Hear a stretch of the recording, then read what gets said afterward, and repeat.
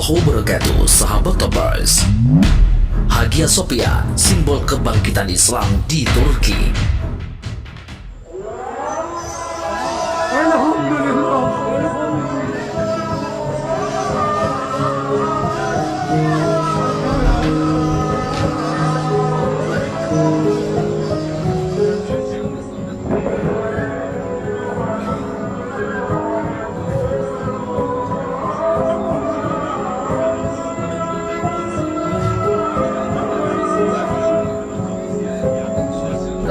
Eiffel itu akan dikumandangkan azan sehingga seluruh Eropa itu akan Islam. Allahu Akbar. Dan itu janji sehingga kalian akan menguasai Konstantinopel. Orang kafir senyum mengejek Muhammad, gila, Majnun, error ente, mana bisa menguasai Konstantinopel? Waktu itu kota yang paling besar. Temukan jawabannya di dalam video ini.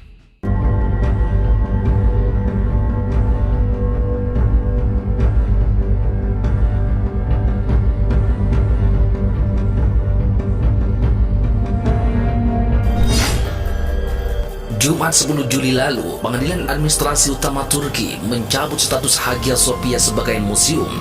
Keputusan pengadilan tersebut telah membatalkan keputusan kabinet pada 1934. Presiden Turki Recep Tayyip Erdogan menindaklanjuti pengumuman tersebut dengan mengatakan bahwa Hagia Sophia difungsikan kembali menjadi masjid. Kebangkitan Hagia Sophia, begitu tulisan Erdogan dalam akun Twitter @LT_Erdogan Sabtu 11 Juli lalu.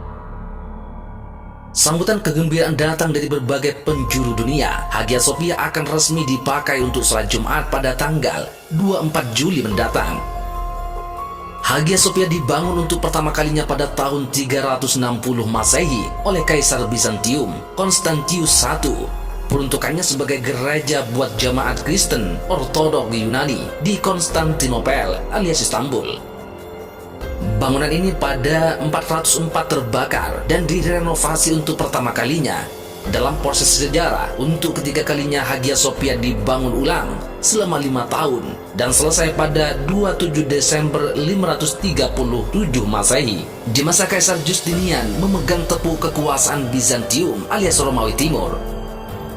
Ketika pada 1453, Sultan Muhammad Al-Fatih alias Mehmed II dari dinasti Ottoman menguasai Konstantinopel. Hagia Sophia difungsikan sebagai masjid, nama Konstantinopel diganti menjadi Istanbul. Di bawah Kesultanan Ottoman, Hagia Sophia juga mengalami beberapa kali perbaikan dan perluasan. Pada tahun 1935, di masa Presiden Mustafa Kemal Atatürk yang sekuler itu, Hagia Sophia dijadikan museum. Pada tahun 1985, UNESCO menetapkan Hagia Sophia sebagai warisan dunia dan menjadi tujuan wisata dunia. Oleh sebab itu, ketika Hagia Sophia difungsikan kembali menjadi masjid, banyak pihak yang keberatan, termasuk UNESCO. Alasannya sederhana, mereka khawatir masjid tersebut tak lagi bisa dikunjungi oleh wisatawan. Tetapi kekhawatiran tersebut tidak perlu karena pemerintah Turki menjamin bahwa wisatawan asing, baik muslim maupun non-muslim, tetap bisa mengunjungi Hagia Sophia. Nantinya, peran Hagia Sophia seperti Katedral Notre Dame di Perancis. Selain sebagai tempat ibadah, ia juga merupakan objek tujuan wisatawan. Begitu pula dengan Masjid Kol Sarif yang dikenal juga sebagai Masjid Biru yang ada di kota Kazan, ibu kota Tatarstan, sekitar 820 km sebelah timur Moskow. Masjid Kol Sarif berada di Kazan, Kremlin, dan dibangun pada abad ke-16. Kota Kazan adalah kota paling penting di Rusia dan penduduknya mayoritas beragama Islam. Di Masjid Kol Sarif ini, masjid terbesar yang ada di Rusia. Selain dipakai ibadah oleh umat Islam, wisatawan non-muslim pun bisa mengunjungi masjid ini. Tentunya dengan protokol yang telah ditetapkan oleh para pengurusnya. Antara lain, bagi mereka yang non-muslim, masuk masjid dengan alas kaki yang telah disediakan oleh pengurus, berupa sandal dari plastik. Hal ini untuk menjaga kesucian masjid ini. Bagi yang muslim, tentu saja bisa bebas tanpa alas kaki setelah terlebih dahulu mengambil wudhu dan dalam keadaan suci. Jika pada tahun 1453 Sultan Al-Fatih menaklukkan Konstantinopel dan mengubah gereja menjadi masjid, kini di era Erdogan, museum itu dikembalikan lagi fungsinya menjadi masjid. Hal ini, salah satu fungsinya, Turki sudah kembali ke Islam, tidak lagi sekuler sebagaimana dirintis oleh Mustafa Kemal Atatürk. Merujuk pada pernyataan Erdogan, kebangkitan Hagia Sophia adalah kebangkitan Islam untuk dunia. Wallahu a'lam.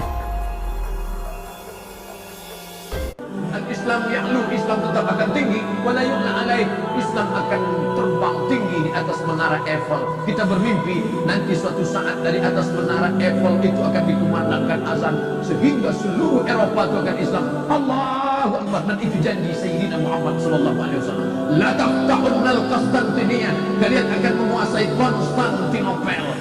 Orang kafir senyum mengejek Muhammad, gila, majnun, error ente. Mana bisa menguasai Konstantinopel? Waktu itu kota yang paling besar, Konstantinopel, didirikan oleh seorang kaisar Romawi bernama Kaisar Konstantin. Janji Nabi terwujud 700 tahun sesudah itu. Kata Nabi, akan datang suatu zaman kalian akan menguasai Konstantinopel. Wala ni'mar amiruha, panglima perangnya terbaik, namanya sama dengan namaku. Subhanallah, Masya Allah. Panglima perang yang menguasai Konstantinopel namanya Muhammad Al-Fatih. Makanya ada jamaah kita dikasihnya nama anaknya. Siapa nama anaknya? Muhammad Al-Fatih. Aku ingin dia mancung macam Muhammad Al-Fatih, rambutnya ikal, badannya tegap, meneriakkan Allahu Akbar. Begitu lahir hitam pesek pendek. Yang diikut itu bukan fisiknya, yang diikut itu mentalnya. Memang casingnya hitam pesek pendek kurus, tapi mentalnya, mental Muhammad Al-Fatih. Setiap sore ayah Muhammad Al-Fatih memandikan anaknya. Ketika dia mandikan di tepi sungai, apa kata dia? Nah, pandang menara Konstantinopel. Ya, kau akan membebaskan kota itu menjadi kota Islam. Dimandikannya anaknya. Nah, pandang Konstantinopel, kau akan membebaskan kota itu menjadi kota Islam. Setelah Muhammad Al-Fatih remaja dewasa menjadi panglima perang, ingat dia cerita ayahnya, aku harus membebaskan kota itu. Akhirnya dikuasainya Konstantinopel, dirobaknya menjadi kota Istanbul. Bapak Ibu pergi nanti program Turki, umroh Turki ke Istanbul. Ujung-ujungnya Ustaz Somad ngajak umroh. Thank you to everyone for watching this video. Jangan lupa like jika kalian suka dengan video ini, share kepada nanti menengok bagaimana kota Konstantinopel direbut oleh umat Islam. Tapi ada satu prediksi Nabi. Nabi itu seorang futurolog, future, masa depan, visi misinya ke depan, 700 tahun ke depan. Ada satu yang belum terwujud. Apa kata Nabi? Rom, kalian akan menguasai Rom. Rom itu di mana? Romawi adalah Eropa. Kalian akan menguasai Eropa. Bibit-bibit kebangkitan itu sudah ada. Maka anak ibu yang hebat bahasa Inggris, mantap. Anak ibu kuliah di mana? Cambridge University, London. Anak bapak kuliah di mana? McGill University, Kanada. Anak makcik kuliahnya di mana? Sorbonne University, Paris, Prancis. Mantap. Otaknya Al-Quran, hatinya iman dan Islam, bahasa Inggrisnya mantap. Ini anak-anak umat Islam ini enggak gaya barat. Diajak bahasa Inggris menganguh. Where are you come from? La ilaha illallah.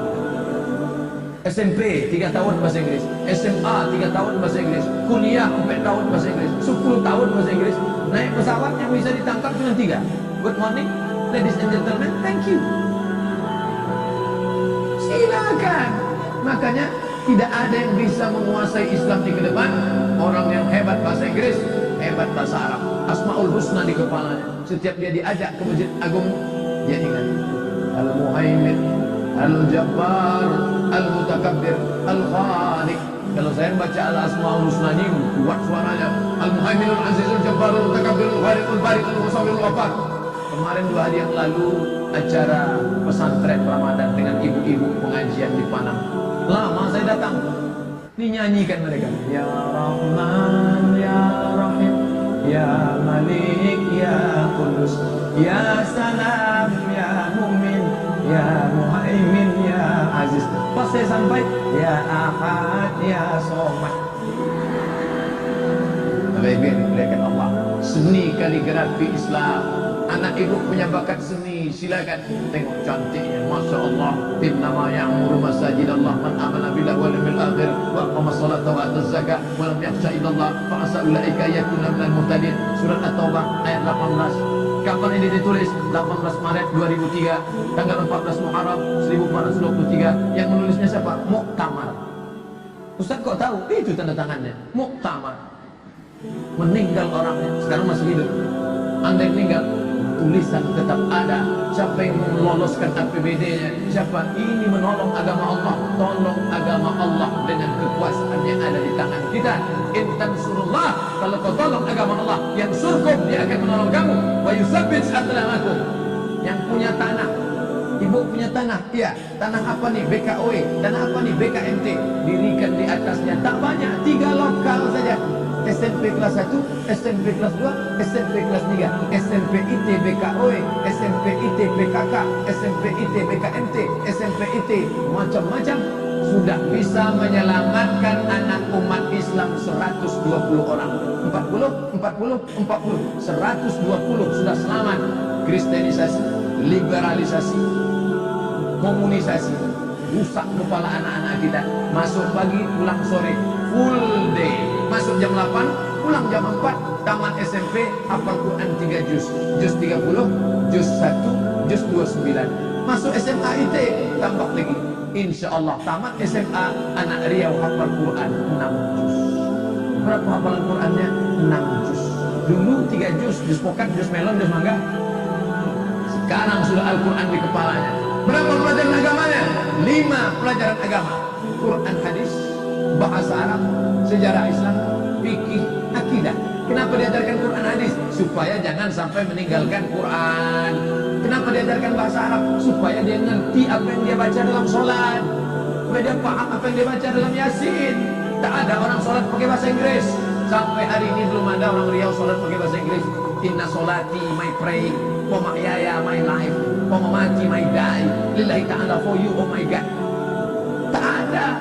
Ajarkan dia Quran hadis, ajarkan bahasa Arab, ajarkan akidah akhlak, lurus akidahnya, tidak menyembah batu, tidak menyembah cincin, tidak ikut sekuler, tidak ikut liberal.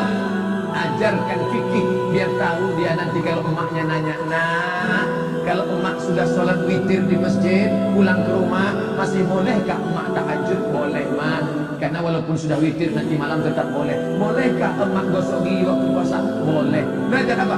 Fikih. Ini semua mesti ditanamkan. Ajarkan sejarah Islam supaya apa? Mengerti dia dulu Islam ini Nabi Muhammad. Selesai Nabi Muhammad, Abu Bakar, Umar, Utsman, Ali. Selesai Khulafaur Rasyidin, Bani Umayyah. Selesai Bani Umayyah, Bani Abbasiyah. Hancur Bani Abbasiyah. Diakhiri dengan Turki Utsmani 1924. Hancur kekuasaan umat Islam menjadi negeri-negeri kecil, boneka-boneka yang dipermainkan oleh Amerika dan Eropa.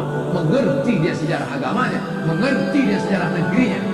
Itu dimasukkan ke dalam sekolah umum. Casingnya SMP, casingnya SMA, tapi di dalamnya ada signal 5 pelajaran agama Islam.